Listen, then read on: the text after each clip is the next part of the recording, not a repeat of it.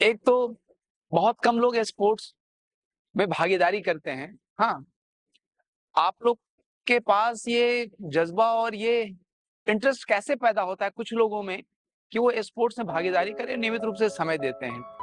हाँ, आप कुछ बताएँगे आप क्यों स्पोर्ट्स में आते हैं?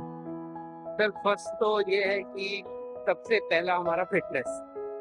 हम फिट रहेंगे तभी हम अपनी सामाजिक जिम्मेवारियां और परिवार को आगे हम ले जा पाएंगे। और फिटनेस का मेन फंडा ये है कि अगर आप दिन में 1 घंटा अपने शरीर के लिए देते हैं तो वो कमाई आप स्वयं के लिए करते हैं और उसके बाद जो आप दिन में कार्य करते हैं वो अपने परिवार के लिए। आप स्पोर्ट्स में आते हैं, यंग लोग भी बहुत कम लोग टाइम दे रहे हैं। हाँ, आप कैसे आकर्षित होते हैं और क्यों समय देते हैं स्पोर्ट्स के लिए?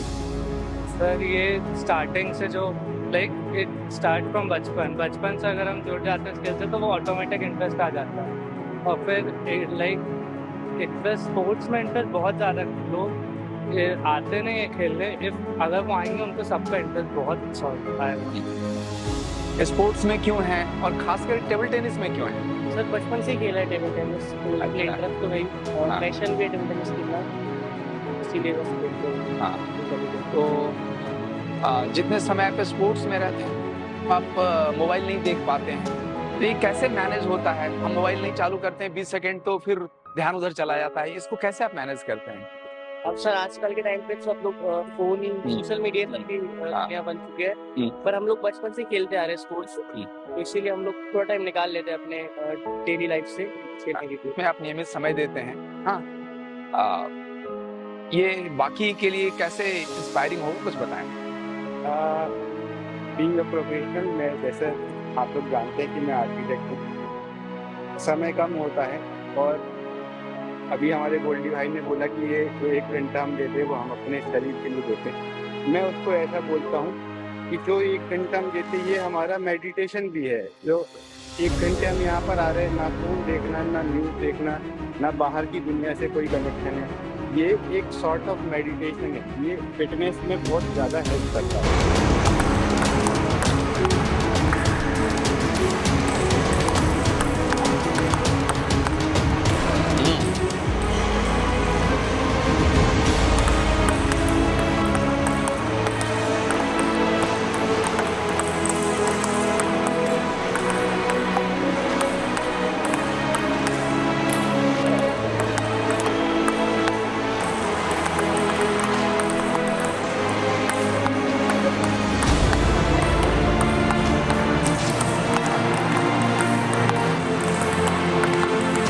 हम सभी स्पोर्ट्स एंथुसियास्ट हैं और स्पोर्ट्स एंजॉय करते हैं। स्पोर्ट्स हमारे जीवन का महत्वपूर्ण हिस्सा है, इसलिए हम उसको टाइम दे रहे हैं। तो क्या अपेक्षाएं स्पोर्ट्स को लेके जो स्पोर्ट्स से जुड़ी संस्थाएं हैं उनको और क्या करना चाहिए, खास करके यहाँ जबलपुर में, या जनरल कुछ बात बताएं कि अपेक्षाएं एक्सपेक्टेशन हमारे क्या है और क्या करने की आवश्यकता है?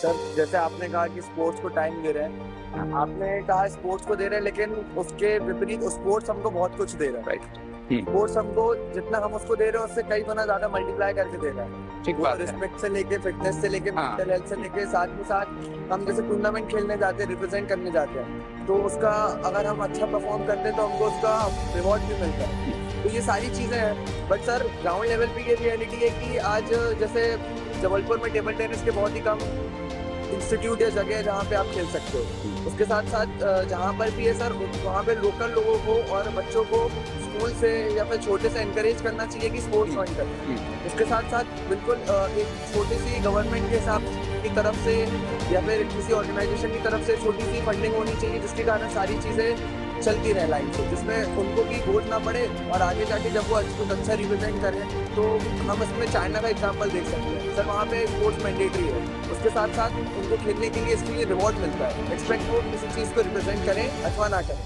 लेकिन उनका परफॉर्मेंस रेट आप जानते ही हैं कितना अच्छा है। बिल्कुल। तो सर ये चीज़ें काफ़ी एनकरेज करती हैं बच्चों को, एज वेल एज हमको थोड़ा सा फीस टाइप की देनी चाहिए, जिससे कि वो काफ़ी हद तक करें। और वो एक बार स्पोर्ट्स में लोग आ जाते हैं तो फिर वो कहीं नहीं जाते। चुनी हुई सरकारों का हेल्थ और एजुकेशन के लिए है, जिसमें बहुत कुछ इसके लिए सरकारें करती है, सकारात्मक तरीके से करती है। बहुत सारे इस फील्ड में सरकारी फंड भी लगता है, क्या उस कैटेगरी में हमें स्पोर्ट्स को भी नहीं रखना चाहिए कि उस तरह से सरकारें इसका ध्यान दें? और क्योंकि स्पोर्ट्स से समाज बनता है, राष्ट्र बनता है। हाँ, गवर्नमेंट को हायर करना चाहिए कोचेज, और कोचेज हायर करना चाहिए ताकि अच्छे से दे सके, ट्रेनिंग वगैरह दे सके। तो कोचेज भी बहुत मैंडेटरी है उसके लिए, क्योंकि बिना नहीं होगा पॉसिबल ही नहीं। ताकि सोशल मीडिया में स्पोर्ट्स पे भी कोई ध्यान दे रहा है उसको प्रमोट करें उस बात में। एक प्रकार से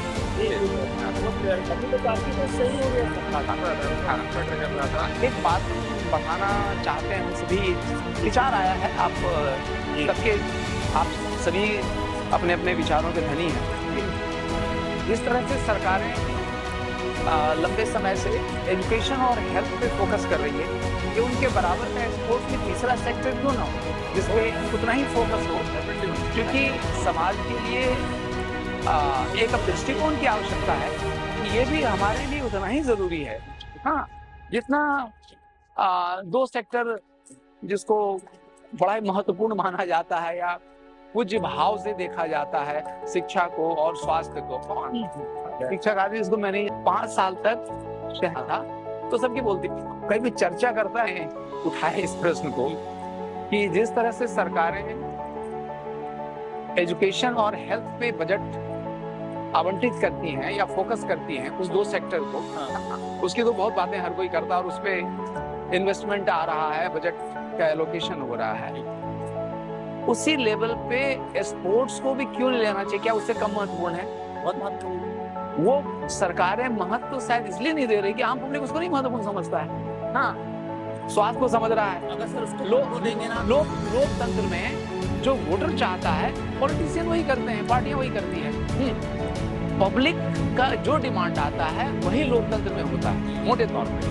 हाँ, अगर खेल में ज़्यादा ध्यान दिया जाए तो हेल्थ वैसे बहुत होंगी इम्प्रूवमेंट, टीम भावना होगी, सोसाइटी में मजबूती आएगी।